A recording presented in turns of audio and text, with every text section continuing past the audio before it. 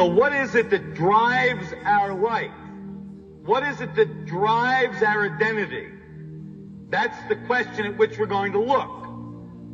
What kind of a being is a human being? See, most of us don't give much thought to it because we think it comes with the territory.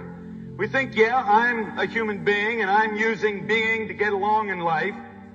I mean, I'm a human being and I use all those faculties that human beings have to accomplish the things I accomplish in life, to conduct my relationships, to do my job, to pursue the concerns I have in life.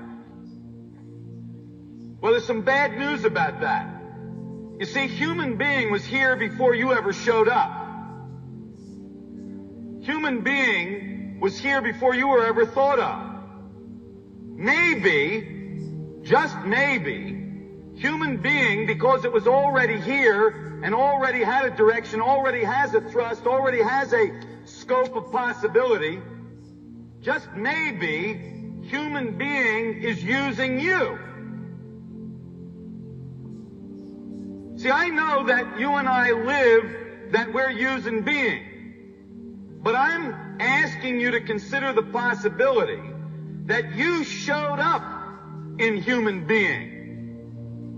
And it uses you in its direction and its thrust.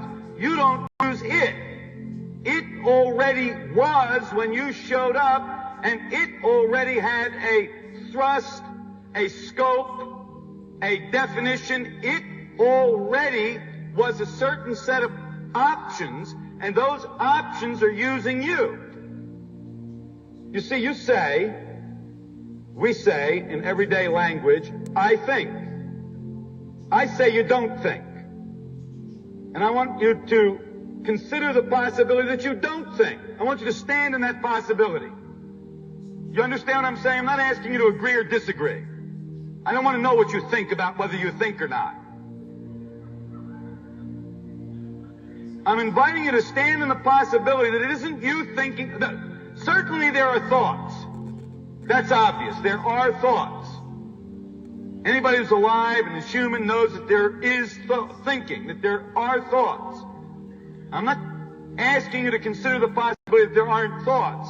I'm asking you to consider the possibility that it isn't you thinking. I'm asking you to stand in the possibility that it thinks and you have the thoughts. Now, if it's you thinking, if you're really committed to that it's you thinking, then you stop thinking. You notice you can't do that. That's because that isn't you thinking. It thinks. And you have the thoughts it thinks. And you live the superstition that you think. But you don't think, it thinks. And one of the things that it thought up is you.